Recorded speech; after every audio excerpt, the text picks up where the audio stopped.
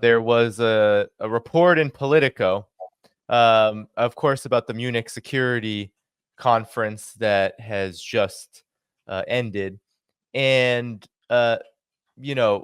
one of the senators, the US senators who was there, Sheldon Whitehouse, a Democrat from Rhode Island, he had this to say, which I found interesting because the rest of the report is how important it is for the $60 billion that's a part of that major package that hasn't been able to gain much traction inside of Washington for Ukraine, Taiwan, and Israel. But it says, according to Sheldon Whitehouse, the range of battlefield possibilities remains enormous with or without more weapons flowing to Ukraine. And this is what I found interesting. I'd like your reactions to this, whoever wants to go first. Somewhere between Afghanistan, driving the Russians out with essentially partisan guerrilla warfare in great armies conflict like we have right now, is where it ends up. So whoever wants to be, I like your reaction to that, because you all just laid out the roadmap of where this is all going. And that is, it's what it seems to be the most intelligent assessment we can get out of those in Washington who are seeking to prolong this conflict. So whoever wants to begin. Read my lips. There is not a single person in the Capitol Hill who understands the modern warfare. None. Zero. Including a bunch of those. There are people who do understand what is going on. They are probably within the middle level Pentagon planners. Those, lieutenant colonels, and maybe brigadier generals. The people who have the hands-on experience. Maybe some people in CIA and CIA. No, that's about it. There is not a single American politico who has a clue what modern war is. And of course, they need to read actually Lester Grau's excellent work on Afghanistan and Russians being there. So anytime any US senator or congressman begins to open their yapper about warfare, I mean, it's preposterous. These people, and again, I repeating it nonstop, but then again, that's not me. You can't. You know what? For all I care, oh yeah, Martyanov is Russian. He could be KGB agent or what have you. But here is General Robert Latif, PhD in physics, 20 years in DARPA. He writes it openly in the Future of War book, 2016. You can find it. This is the best quote, and I quote it. So everything what American public and politicals know about war is from the entertainment industry. Period. That's it. Yeah. Look, here's the thing. Afghanistan, you have Russians, white Slavic people, some Ukrainians, a couple Central Asian guys, but going into a Pashtun stronghold in terrain. So you're not one of them. You can't go to the villages. The villages are with them. And so, that Ukraine, it's not like the Russians have never been there. Understand this, from 1944 until 1953, 54, the Russians fought a major counterinsurgency against the Banderists, the Organization of Ukrainian Nationalists, in Ukraine, in Poland, in Belarus, and slaughtered them, wiped them off the face of the earth. The CIA, I think, started in 1949, started dropping teams in to try and arm them, equip them, etc. But the CIA operations specialist said it's hopeless because no resistance can succeed unless it's basically disrupting and buying time before a major military force is coming to link up with it. So the idea that you're going to get a Ukrainian partisan movement that's going to defeat the Russians is stupid. What you're going to get is isolated acts of terroristic criminal activity that the FSB is going to investigate like a crime and wind it up. You have to communicate. In this environment, the FSB will saturate with intercept capability. You're not going to communicate. They have more monitoring capability than you know what. So if you're trying to move and do that stuff, the FSB will follow you, arrest you. You may blow up a car here, you may blow up a bridge here, you may do something, but the bottom line of anybody who's thinking that the Ukrainians are going to put on this great partisan warfare, you're smoking dope. it just isn't going to can happen. One of the reasons why it won't happen, especially, is that Mao Zedong, the gorilla is like the fish swimming in the ocean. The ocean is the people and the fish. The majority of the people that are going to be in the territory that the Russians are occupying are going to want the Russians to be there. They're going to be working with the Russians against the partisans. The Russians do interesting things like bring in gas lines, bring in water lines, bring in sewage, pave roads, build schools, pay pensions, make sure that there's food, medical care, etc., the infrastructure. Ukraine has a reputation, especially in the Russian zones, of not investing in infrastructure. Why do you think Crimea was crumbling? Because since 1991, the Ukrainians refused to invest any money into Crimea. They said, oh, that's where the Russians are. What do you think they did in eastern Ukraine? They didn't invest. They left the Russians to hang. They didn't put any money in for modernization, all that. This population does not like Kiev. And when the Russians show up and start bringing the infrastructure in and rebuilding, the population is going to be with Russia. So now if you're suddenly saying, I'm going to do this anti-Russian partisan activity, it's not going to happen. So let's stop talking about Sheldon Whitehouse, as Andrei said, doesn't understand anything about what he's talking about. Neither does anybody. And I can guarantee you this. There were some CIA and special operations guys who before this war were training Ukrainian special operators to do unconventional warfare and things of that nature. And look, the Ukrainians have had some spectacular successes. If the story is true, the foot infiltration to Engels Air Base, where they launched an attack, legendary stuff. They all got killed coming back, but it doesn't matter.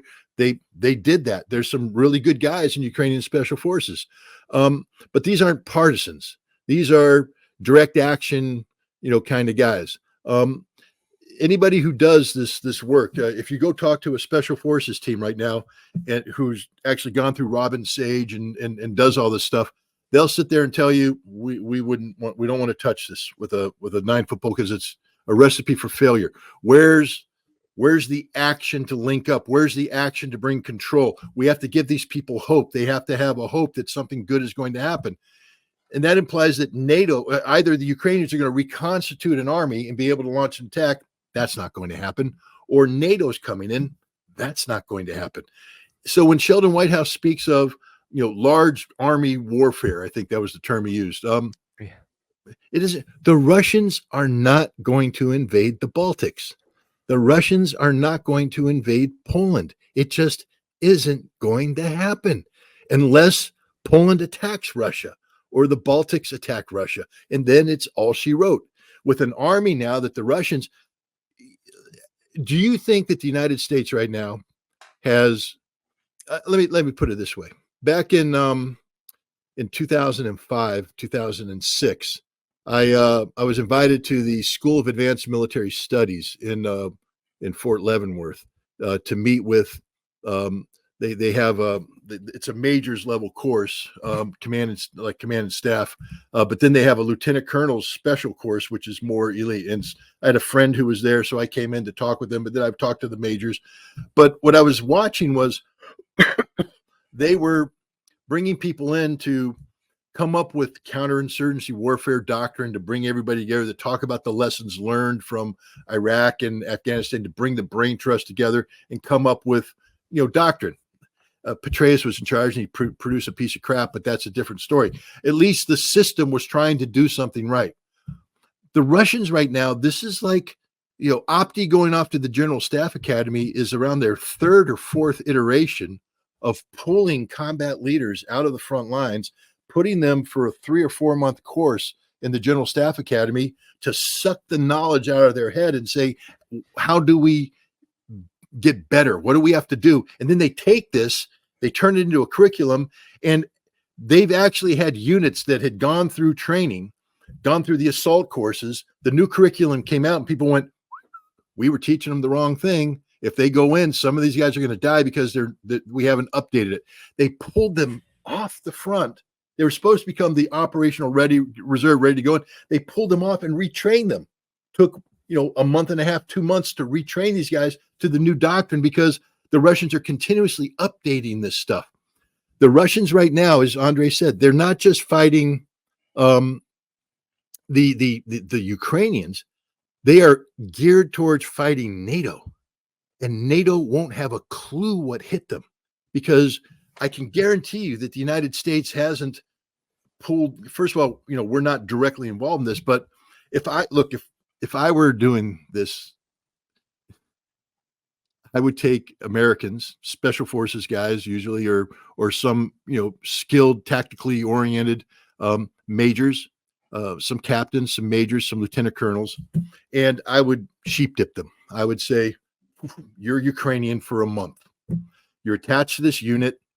Your job isn't to fight. Your job is to observe and learn.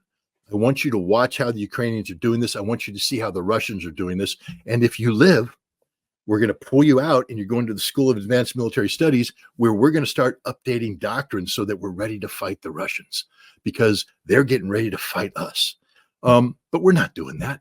We're not doing that. Right now, we're teaching the same old crap that we taught before. We're talking big arrows, Desert Storm. We're talking Operation Iraqi Freedom, driving up to Baghdad. We're talking all this stuff.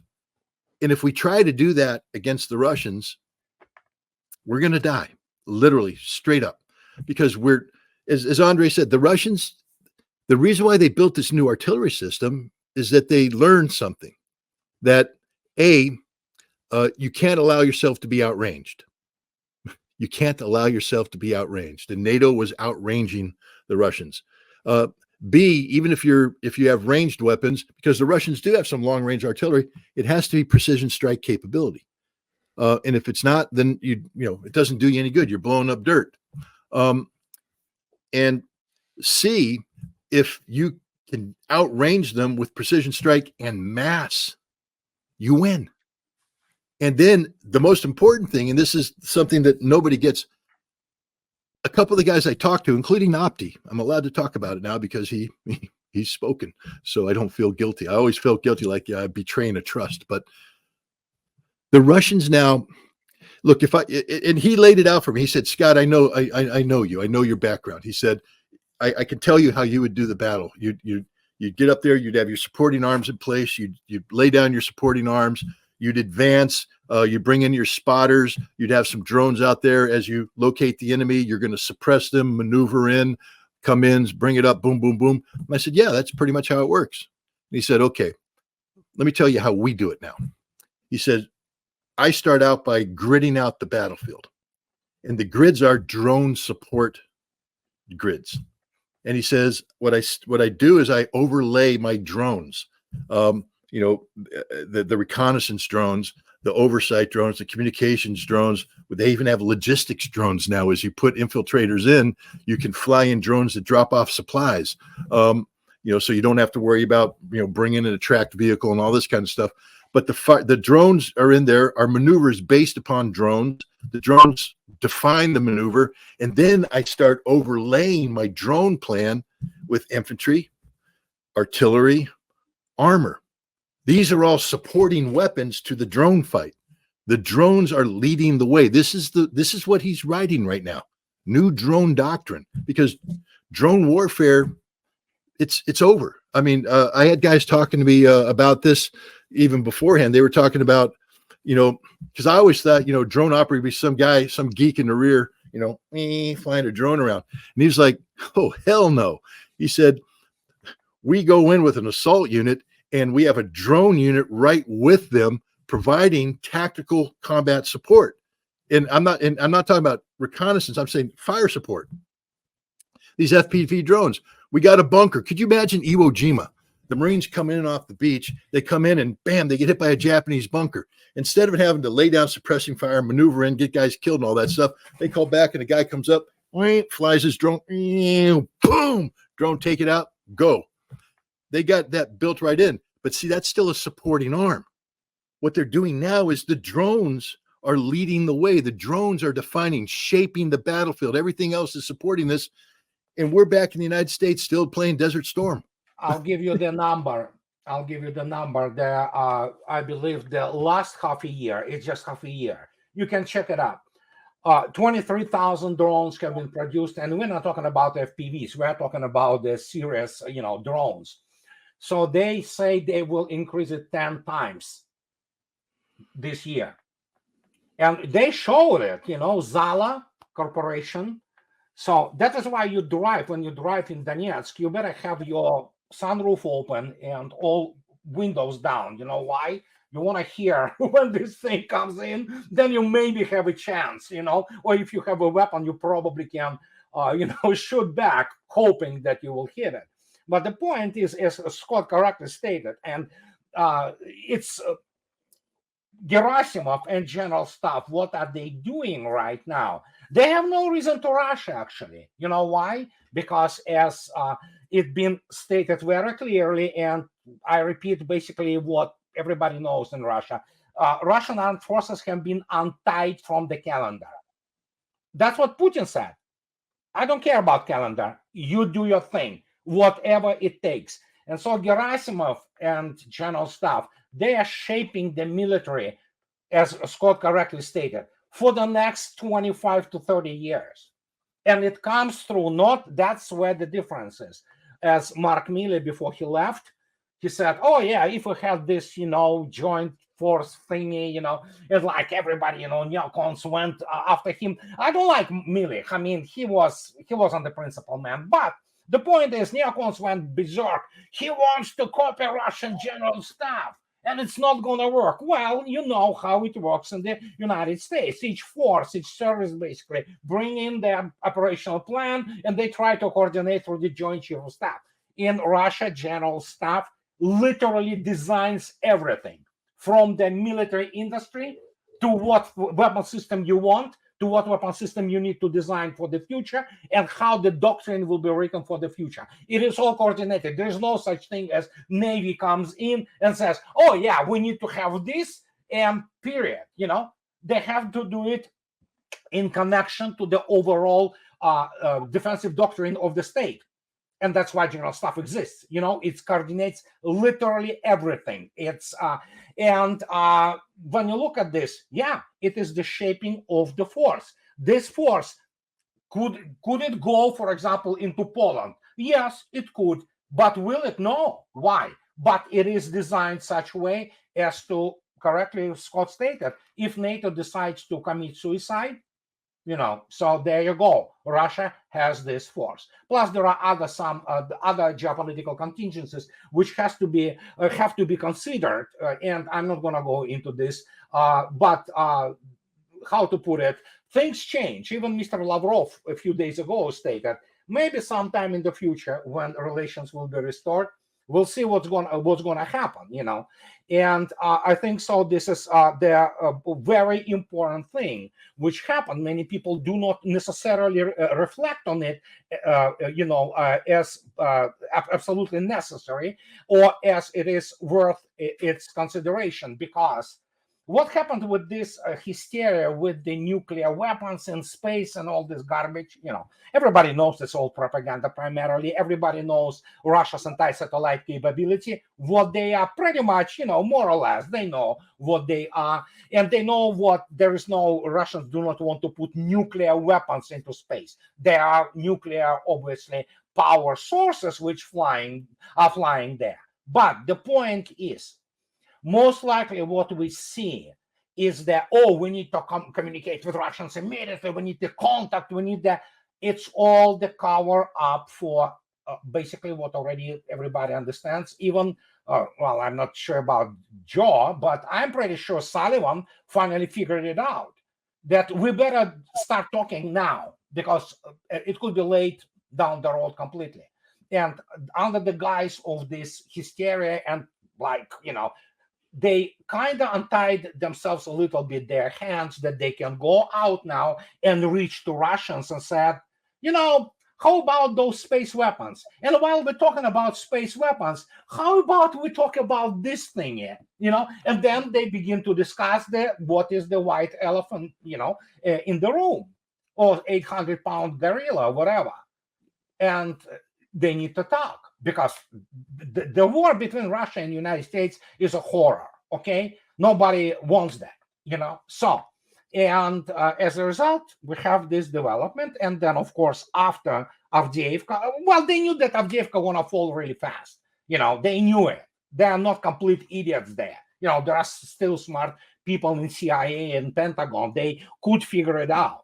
So they were preparing this. And once Avdiivka fell, everybody understood the significance, especially it has been the most fortified area, probably in Europe, and now what do you have? Well, obviously it's not Maginot Line, and they need to talk. How are you going to talk when you basically, insulted the country, assaulted it, effectively conducting the unannounced war? So, well, yeah, there's the guys. Disguising those concerns about the space weapons. Let's kind of talk about those space weapons. And obviously, under this guise, they can now start talking. I think so. There are some actually contacts right now. We'll see where it goes, But Russia obviously not gonna give up any kind of the strategic perspective in Ukraine. It's pretty much clear what Russia is gonna be doing there. Thank you for tuning in to my latest video. I appreciate all of your support. This channel, however, needs your help. I am seeking to make this channel more sustainable in the long term and upgrade necessary equipment to ensure that this work continues onward and makes progress to give you all of the geopolitical analysis that you all deserve. For that reason, I'm asking you to become a member of my Patreon community at patreon.com/DannyDhaiphong. You can find that link in the video description or in the pinned comment below. For whatever amount you choose to give, just know you are supporting independent media that you can't find anywhere else. Thank you so much, and I look forward to the next video.